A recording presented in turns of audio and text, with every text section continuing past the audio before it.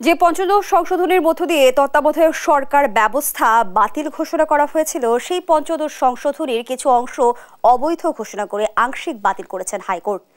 এ প্রেক্ষাপটে বাংলাদেশে তত্ত্বাবধায়ক সরকার ব্যবস্থা ফিরতে আর কোনো বাধা রইল না। সেই সঙ্গে গণভোটের মধ্য দিয়ে সংবিধান পরিবর্তনের বিধানও যুক্ত হতে পারে। এই ঐতিহাসিক রায়ের মধ্য দিয়ে সহসাই কি ফিরছে তত্ত্বাবধায়ক সরকার? অবসান হবে কি কর্তৃত্ববাদী শাসন ব্যবস্থার? এসব নিয়ে আজ আলোচনা করতে চাই। ফার্নেস জুই আছি পুরো আয়োজন জুড়ে আপনাদের সঙ্গে। আজ আমরা শিরোনাম রেখেছি তত্ত্বাবধায়ক সরকার ব্যবস্থা ও গণভোট। আর এই আলোচনায় স্টুডিওতে আমার সঙ্গে আছেন দুজন অতিথি। চলুন এ পর্যায়ে পরিচিত হই। আছেন ডাক্তার জাহিদুর রহমান, শিক্ষক। এই রায়ের মধ্য দিয়ে নির্বাচন ব্যবস্থায় সুস্থ ধারা ফিরবে কি? ওই আশা তো আমরা করবই। ধন্যবাদ আপনাকে। তো এই ব্যবস্থাটা কিন্তু বাংলাদেশে নিজে নিজে আসেনি, এই ব্যবস্থাটা আনা হয়েছে। আবার এই ব্যবস্থাটা আনা হয়েছে রাজপথের মাধ্যমে, রাজপথে দীর্ঘ আন্দোলন সংগ্রামের মধ্য দিয়ে। সেটাকে প্রথমে হচ্ছে 91, কিন্তু আইনগতভাবে নয়, বোঝাপড়ার মধ্য দিয়ে। আসলে ওই ব্যবস্থার মধ্য দিয়ে 91-তে নির্বাচন হয়েছিল বিচারপতি শাহাবুদ্দিন সরকারের অধীনে। তো এই ব্যবস্থাটাকে আইনে আনা হলো 96-তে। আবার যারা এই ব্যবস্থাটা বাতিল করলেন তাদের ভাষায় কবর দিলেন, তারা মাঝে মধ্যে বলতেন যে সেটা এখন আজিমপুর গোরস্থানে আছে, জাদুঘরে আছে। তো বাংলাদেশে 21 বছর পর তারা ক্ষমতায় এসেছিলেন 96-তে।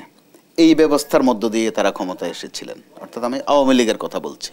তখন তত্ত্বাবধায়ক শব্দটা, এই বাংলা তর্জমাটা এত ব্যবহার হয় নাই। তখন বলা হতো কেয়ারটেকার সরকার। জামাত দাবি করতো যে এটা তাদের কৃতিত্ব, তাদের স্লোগান ছিল একটা, কেয়ারটেকার সরকার গোলাম আজমের আবিষ্কার। পরবর্তীতে দেখা গেল আওয়ামী লীগও সেটার কৃতিত্ব নিল, অংশীদারিত্ব নিল। বিএনপির পক্ষ থেকে শুরুর দিকে কিন্তু এই ব্যবস্থার বিরোধিতা করা হয়েছে, বলা হয়েছে পাগল আর শিশু ছাড়া কেউ নিরপেক্ষ হয় না। এক পর্যায়ে তারাও কিন্তু ওই দাবি মেনে নিলেন, নিজেরাও যেটা করেছিলেন এক সময়। যাক, সেটা একটা ব্যবস্থার মধ্য দিয়ে হলো। তাদের স্লোগান ছিল তখন তত্ত্বাবধায়ক শব্দটা আসলো কেয়ারটেকারের অনুবাদে, যে তত্ত্বাবধায়ক সরকার বেগম জিয়ার উপহার। অর্থাৎ তখন এই প্রতিযোগিতার মধ্য দিয়ে সংসদেও আলোচনা হয়েছে আমাদের এই পদ্ধতিটা এতই ভালো, এত ভালো যে আমরা ইচ্ছে করলে এই পদ্ধতিটা বিদেশেও রপ্তানি করতে পারি। অর্থাৎ রাজনীতিবিদদের কথা যে সকাল সন্ধ্যা বদল হয়। এক পর্যায়ে দেখা গেল যারা এটার কৃতিত্ব নিলেন, অর্থাৎ আওয়ামী লীগ, তারা সেটা আইনগতভাবে বাতিল করলেন। যেটা আনতে গিয়ে রাজপথে রক্ত ঝরলো, আবার বাতিল করা হলো সংসদের মধ্য দিয়ে। আর এগুলোর যোগফলে যেটা হলো, বাংলাদেশের নির্বাচনে আবারও একটা অরাজকতা, নাশকতা শুরু হয়ে গেল, যেটার যে আমরা সেই অবিরাম দেখতে পাচ্ছি। চূড়ান্ত পর্যায়ে এলো আবার 2014 থেকে টানা 3টা বছর, 3টা মেয়াদ, 14, 18, 24। তো এমন কাণ্ড ঘটলো এক একটা, যে শুধু হাস্য করে না, আরও কিছু। তো এর পেছনে যদি একটু যান, বাংলাদেশ স্বাধীন হয়েছিল কিন্তু শুরুটা হলো ভাতের অধিকার নিয়ে, পরবর্তীতে হলো ভোটের অধিকার। তো এই ভোটের অধিকার প্রতিষ্ঠা করতে গিয়ে পাকিস্তানি শাসকরা ভোট কিন্তু ঠিকঠাকভাবেই করেছে। আমরা যেভাবে মৃত মানুষকে ভোটের দিন নিয়ে আসি কেন্দ্রে, তারা কিন্তু ওইটা করেনি। তারা আমাদেরকে নির্বাচনে ফলাফলটা দেয়নি, তাদের অপরাধ ছিল ওইটার জের ধরে কিন্তু পরবর্তীতে স্বাধিকার আন্দোলন, স্বাধীনতা আন্দোলন, অতঃপর আমাদের একটা নতুন রাষ্ট্রের জন্ম। তো যারা এটার পূর্বভাগে ছিলেন, সে আওয়ামী লীগ, তারা দিব্যি সেটা ভুলে গেলেন, ব্যঙ্গ করলেন, তামাশা করলেন এই পদ্ধতি নিয়ে, যার একটা অনিবার্য জের কিন্তু আগস্ট বিপ্লব। হয়তো ভোটের কথা বলা হয় নাই শেষ দিকে, সরকার পতনের কথা বলা হয় নাই, ছাত্ররা বৈষম্য বিরোধী আন্দোলন করেছে, কিন্তু সেটার জের পড়লো সরকার পতনে। তো এখন যেহেতু আবার আদালতের মাধ্যমে সেটা তারা কবর দিয়েছেন, আমি স্বাধীনভাবে অবাধে ভোট দিতে পারলাম কিনা, আমার ভোটটা গণনা হলো কিনা, আমার ভোটটা গণনা হওয়ার পর প্রকাশ হলো কিনা, প্রত্যেকটাই কিন্তু নির্বাচনের অংশ।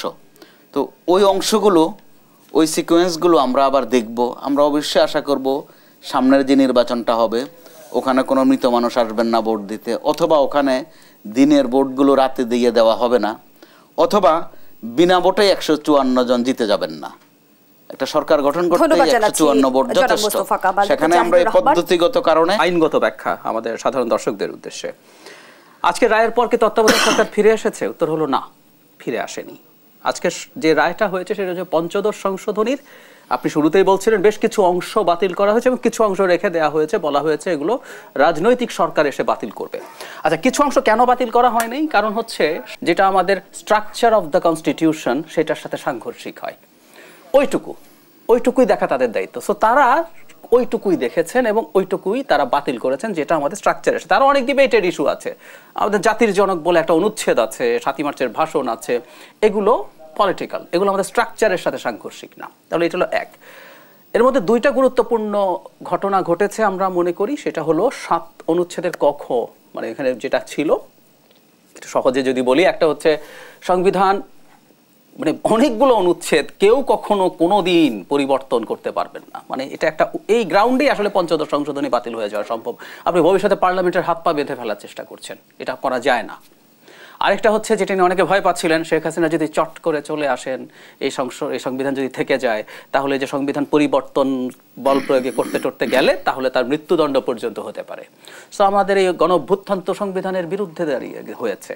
শেখ হাসিনা সংবিধানে তো লিখে রেখেছিলেন এটা, কিন্তু আমাদের ভেঙেই এটা হয়েছে। সো কেউ ভয় পাচ্ছিলেন, উনি আমাদেরকে দেখে নেবেন, উনি বলেছেন না, ওইভাবে দেখেই নেবেন। আচ্ছা, তত্ত্বাবধায়ক সরকার নিয়ে যেটা হলো, তত্ত্বাবধায়কের যে বাতিল করেছে পঞ্চদশ সংশোধনীতে, যখন এই জায়গাটা বাতিল হচ্ছে এটাকে তারা বাতিল ঘোষণা করছে। কিন্তু তত্ত্বাবধায়ক সরকার বাতিল হয়েছিল তো ত্রয়োদশ সংশোধনী বাতিলের রায়ে, এটা আরেকটা রায় ইনফ্যাক্ট। সেটা এই লোকের নাম আমাদের ক্রমাগত বলতে হবে, প্রধান বিচারপতি খায়রুল হক। মানে বাংলাদেশ ধ্বংসের সাথে যে কয়েকজন মানুষ শেখ হাসিনার সবচেয়ে বড় সহযোগীর মধ্যে আছে। আমরা অনেককে দেখি যারা আমাদের সামনে এসে ক্রমাগত কথা বলেছে, তাদেরকে নিয়ে আমরা আলাপ করি, কিন্তু শেখ হাসিনার পরের 2 নম্বর নামটা আমার বিবেচনায় খায়রুল হক। বিচারপতি খায়রুল হক অত্যন্ত অন্যায়ভাবে এটা বাতিল করেছিলেন। তো এই ত্রয়োদশ সংশোধনের রায় যে বাতিল হয়েছে, এটা রিভিউ হবে, ওটা জানুয়ারিতে হবে। সেই রিভিউর পরে যদি সেই ত্রয়োদশ সংশোধনীটা আপনার বাতিল হয়, তাহলে ত্রয়োদশ সংশোধনী মানে তত্ত্বাবধায়ক সরকার। আচ্ছা, এখন তাহলে কি দাঁড়ালো? বিদ্যমান পরিস্থিতিতে আসলে এই আলোচনাগুলো প্রয়োজনই নেই, কারণ আমাদের সামনে নির্বাচনটা হবে এই অন্তর্বর্তী সরকারের অধীনে, আমাদের পরবর্তী নির্বাচনগুলো। এবার আমি আপনার পয়েন্টে আসছি। কিন্তু অ্যাটর্নি জেনারেল যেমনটি বলেছে যে অন্তর্বর্তী সরকারি নাম বদলে আসলে তত্ত্বাবধায়ক সরকার হবেন নির্বাচনকালীন সময়ে, এটা সময় তাই হবেন, কিন্তু আসলে সত্যি কথা যেটা, আমাদের এই যাবতীয় যে সরকারটা হয়েছে, আমাদের যদি এক্সিস্টিং কনস্টিটিউশন থাকে, এর সাথে প্রচুর জায়গায় কনফ্লিক্ট আছে, আমাদের একটা সংশোধনী আনতে হবে, পঞ্চম বা সপ্তম যেভাবে হয়েছিল, এগুলোকে বৈধতা দিতে হবে। এখন বাংলাদেশের নির্বাচনের জন্য এটা আসলে টেস্টেড।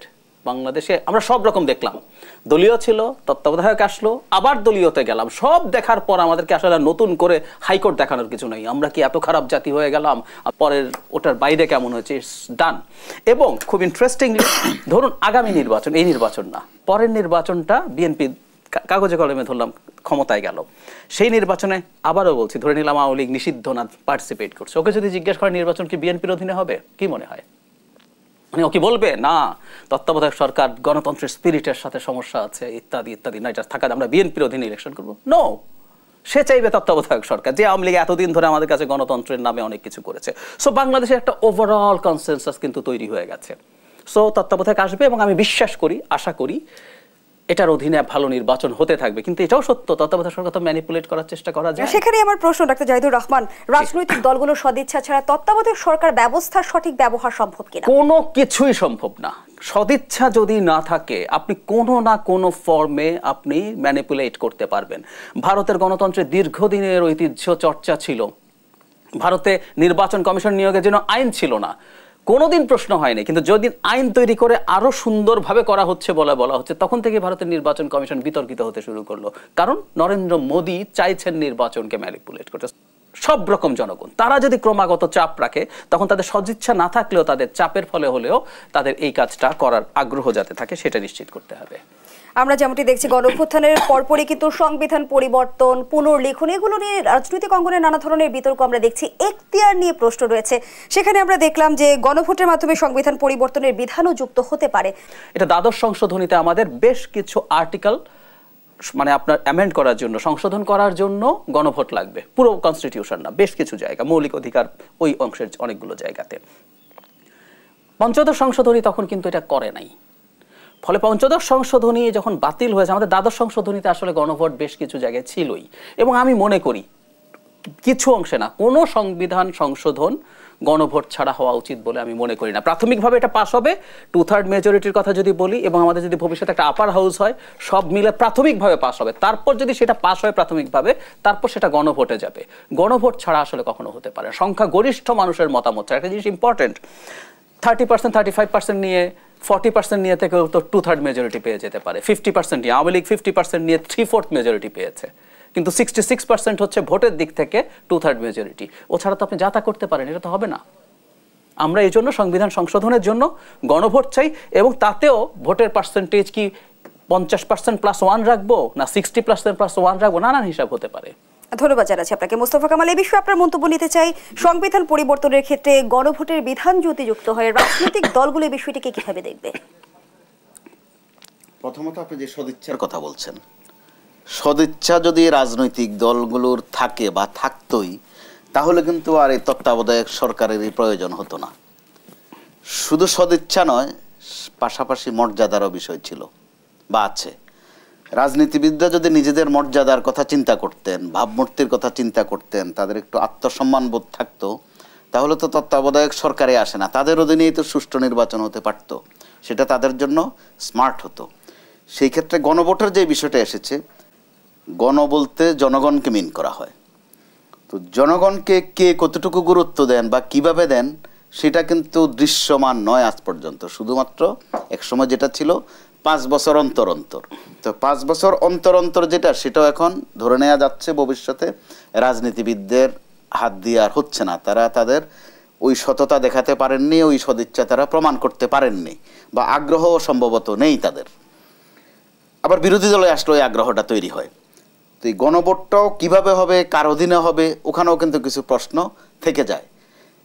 কিন্তু যোগফলে হচ্ছে শব্দটা ভালো, শুনতেও ভালো, যদি একটা পদ্ধতির মধ্যে আসে, একটা ব্যবস্থাপনার মধ্যে আসে। এখানে গোটা বিষয়টা তো মূলত ব্যবস্থাপনা, রাজনৈতিক আদর্শ, উদ্দেশ্য, নৈতিকতা ওখানে আসলে বাস্তবে একেবারেই অপ্রাসঙ্গিক এবং অবান্তর। মূল বিষয়টা ক্ষমতা। তো ক্ষমতার সাথে তো মর্যাদার প্রশ্ন আছে। আমি আমার মর্যাদা চাই কিনা, রাজনীতিবিদরা তাদেরকে একটা মর্যাদার জায়গায় নিতে চান কিনা, এটা তাদের উপর নির্ভর করবে। সেখানে সংবিধান সংস্কার প্রসঙ্গেও কিন্তু রাজনৈতিক দল থেকে প্রশ্ন তোলা হয়েছিল যে অন্তর্বর্তী সরকারের সংবিধান সংস্কারের এখতিয়ার নেই, সেই সংকট কেটে গেল কিনা, আমি সেই প্রশ্নটি আপনাকে। সিম্পল বিষয়, একটা বাদ দিয়ে আরেকটা নয়। এরপরও নানান কথায় অথবা কথায় একই প্রকাশভঙ্গি ভিন্ন হওয়ার কারণে অনিবার্যভাবে কথাটা এসেছে এখন এই জায়গায় যে সংস্কার, বিচার এবং নির্বাচন তিনটা একসাথে চলবে, কারণ একটা আর একটার সাথে মোটেই সংঘর্ষ করে না। কিন্তু অতিকথনের ফলে কখনো কখনো সেটা চলে এসেছে এভাবে যে এই সরকারের অধীনে অথবা সব সংস্কার সম্ভব নয়। এটা তো বলার অপেক্ষা রাখে না, অবশ্যই সম্ভব নয়। কিন্তু ওপেনিংটা তো এই সরকারের আমলেই করতে হবে। কমিশনগুলো হয়েছে, তারা কাজও শুরু করেছে। এরকম একটা অবস্থায় নানান ভঙ্গিতে নানান বাক্য ব্যয় করাটা খুব শোভনীয় নয়। সেটা পরিস্থিতিকে কিন্তু উত্তপ্ত করছে, ভুল বুঝাবুঝিও তৈরি করছে। প্রায় প্রতিদিনে কিন্তু কথার কারণে কিছু সমস্যা হচ্ছে, ভুল বুঝাবুঝি। রাজনৈতিক অন্তর্বর্তী সরকারও কিন্তু রাজনৈতিক বিতর্কের শিকার হচ্ছে। যে 25 সালের শেষ দিকে অথবা 26 সালের প্রথম দিকে নির্বাচনটা হবে। এইমাত্র কিন্তু আমরা দেখলাম যে সংবাদপত্রে এসেছে যে প্রধান উপদেষ্টার প্রেস সচিব শফিকুল আলম জানিয়েছেন 2026 সালে 30 জুনের মধ্যে আগামী জাতীয় সংসদ নির্বাচন হবে, স্পষ্ট করেছেন তিনি। আরো স্পষ্ট করেছেন, তার মানে প্রধান উপদেষ্টা কথা যেটা বলেছিলেন ওইটাই, কিন্তু শুধু একটা তারিখ বলা হয়েছে। এটা অনেক কিছু রাজনৈতিক দলগুলোর জন্য, এটা কিন্তু অনেক কিছু। তারা ক্ষমতামুখী দল প্রত্যেকে, এখন যারা মাঠে আছেন বা স্টেক হোল্ডার যারা ছিলেন ওই আন্দোলনে। তো ওই জায়গায় যখন এর আগে সেনাপ্রধান বলেছিলেন 18 মাস, আপনি যোগ করে দেখেন কাছাকাছি হয়, 2-1 মাস এদিক সেদিক তফাৎ হয়। তো সেটা গোলমালটা বাদে প্রকাশভঙ্গির কারণে। আর রাজনৈতিক দলগুলো যে তাড়না দিচ্ছে, ওখানে তারা চাচ্ছিল মূলত একটা তারিখ জানতে চাচ্ছিল, এরকম টাইম ফ্রেম না। তারা যেটাকে বলে যে রোড ম্যাপ, রোডটা তো পরিষ্কার, ওখানে ম্যাপটা আঁকা বাকি ছিল, শুধু ম্যাপটাও কিন্তু ঝাপসা ঝাপসা দেখা যাচ্ছিল। তো এখন প্রধান উপদেষ্টার প্রেস অ্যাডভাইজার আরও সুন্দর সেখানে মাত্রা যোগ করেছেন, চমৎকার করে একটা তারিখ সহ বলেছেন। তো আমরা তো আশা করতে পারি, তাকে বলা হচ্ছে কেন ছাড়লা, সে বলে যে খাওয়ায় অনেক কষ্ট। কি কষ্ট? যে সেই সকালে একবার খাওয়া দেয়, এরপরে অনেক পরে দুপুরে একবার দেয়, সেই আবার সন্ধ্যায় একবার দেয়। তো এখনকার চাকরিতে কি অবস্থা? এখনকারটা সকালে একবার দেয়, দুপুরে একবার দেয়, রাতে আবার দেয়। আমরা আশা করবো এই জায়গার থেকে, যে আশা করা যায় আজকের দিন থেকেই এই নিয়ে আর বাড়তি কথাটা চর্চা কম হবে। মোস্তফা কামাল। ডাক্তার জাহিদুর রহমান, রাজনৈতিক দলগুলো তো আসলে দীর্ঘদিন ধরে আসলে নির্বাচনের রোডম্যাপের দাবি জানিয়ে আসছে। আমরা দেখছি যে নির্বাচন কেন্দ্রিক এক ধরনের বিতর্কও দেখা যাচ্ছে রাজনৈতিক অঙ্গনে। এই যে নির্বাচন কেন্দ্রিক একটা ধোঁয়াশা আমরা দেখেছিলাম, সেটার অবসান হবে কি এবার? আরেকজন উপদেষ্টা, পরিবেশ উপদেষ্টা, সংস্কার প্রশ্নে রাজনৈতিক দলগুলোর প্রতি অত্যন্ত টাফ ভাষা ব্যবহার করেছে যে 53 বছরে কেন হয়নি, আপনারা কেন সংস্কার আপনারা করবেন কেন, আমরা করব, আমাদেরকে তো ডেকে আনা হয়েছে, we are successful people in our own স্ফিয়ার্স, এভাবে বলে উনি খুবই টাফ। এই যে এই কথাগুলো যখন বলা হয় তখন একটা কনফিউশন দূর থেকে আমরা যদি অবজার্ভ করি মনে হতে পারে কেন সরকার, কেউ কি চাইছে যে সরকার অনেক বেশি সময় থাকুক, বা কোনো উপদেষ্টা, তথ্য উপদেষ্টাই আগে বলেছেন এবং এখন এলজিআরডি উপদেষ্টাও বলেছেন, 2 ছাত্র উপদেষ্টা, শুধু একটা নির্বাচনের জন্য এই অভ্যুত্থান হয়নি। এই কথাগুলোর মধ্যে রিডিং বিটুইন লাইনস হচ্ছে দীর্ঘ সময় ধরে সংস্কার করতে হবে। সংস্কার দীর্ঘ সময় হবে না অল্প সময় হবে, it's not the question. Question হচ্ছে সবকিছু আসলে কনসেনসাসের মাধ্যমে হতে হবে। প্রেস সেক্রেটারি কি বলেছেন আমার দরকার নেই, কিন্তু আমি চিফ অ্যাডভাইজার যেটা বলছেন সেটা অনেক বেশি সিগনিফিক্যান্ট ছিল। সেটা হচ্ছে যদি এরকম হয়, উনি কিন্তু প্রথম থেকে একটা জায়গায় কনসিস্টেন্ট যে রাজনৈতিক ঐক্যমত্য ছাড়া আসলে দিনের শেষে আপনি কিছুই করলে লাভ হবে না, অধ্যাদেশ হিসাবে জারি করেন, ওগুলো নিয়ে কাজ করেন। এমনকি নির্বাচিত সরকারও যখন পার্লামেন্ট থাকে না, আগে অধ্যাদেশ দিয়ে কাজ করে অনেক সময়। 150-এর বেশি অধ্যাদেশ জারি করা হয়েছিল, তার মধ্যে কম বেশি 50টাকে পরবর্তী সরকার আইনে পরিণত করেছে, মানে 1/3 করা হয়েছে, 2/3 বাতিল হয়ে গেছে। সুতরাং আপনি গায়ের জোরে যদি অনেক কিছু করেন ওটা সাস্টেইনেবল হয় না। সো প্রধান উপদেষ্টা বলেছেন যদি শুধুমাত্র নির্বাচন, ভোটার তালিকা এই বেসড একটা নির্বাচন করতে হয় তাহলে আর 30 জুন বলার মধ্যে কিছু আসে যায় না, it's all the same.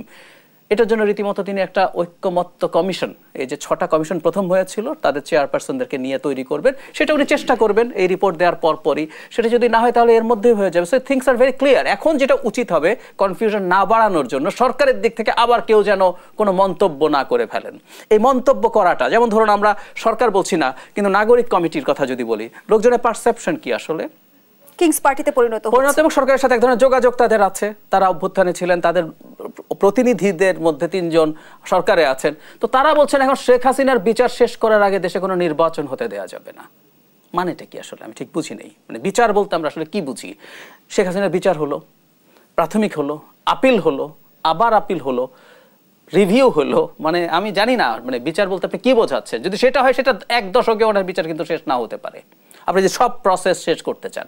Facilitator doctor Yunus নিজে বলেছেন দেশীয় 2টা পত্রিকাকে সাক্ষাৎকারে। সো এই কনফিউশনগুলো যাতে বাড়তে না থাকে এবং আলোচনার মাধ্যমে এগুলোকে রিডিউস করা উচিত। সর্বোচ্চ যেটা দরকার, সরকারের কোনো সদস্য, সেটা উপদেষ্টা হোক বা মানে সেক্রেটারি লেভেলের কেউ হোক, তারা যাতে এমন কোনো মন্তব্য না করেন যেটা আসলে সমস্যাটাকে আরো বাড়িয়ে দেয়। আমরা উপদেষ্টা পরিষদের কথা যদি বলি, আমরা এক এক সময় এক এক উপদেষ্টার এক এক ধরনের মন্তব্য দেখি, কোনো মতানৈক্য রয়েছে কি? আমার কাছে তো তাই মনে হয়, তাই তো প্রকাশ হয়। আমি একদম খোলাখুলি যদি বলি যে এই অন্তর্বর্তীকালীন সরকারের, আমি কারো কোনো ব্যাড ইন্টেনশন আছে আমি তা বলছি না, কিন্তু এই অন্তর্বর্তী সরকার কতটুকু কি করবে, রাজনৈতিক দলের উপরে কার কতটুকু ক্ষুব্ধতা, এটার তীব্রতায় ডিফারেন্স আছে। সেই কারণেই আমি তাদের মধ্যে ভিন্নতা দেখি। কারণ 2 জন উপদেষ্টা মোটামুটি, একজন বলেছেন 25-এর শেষে, আরেকজন বলছিল 26-এর মাঝামাঝি বলে ফেলেছিলেন।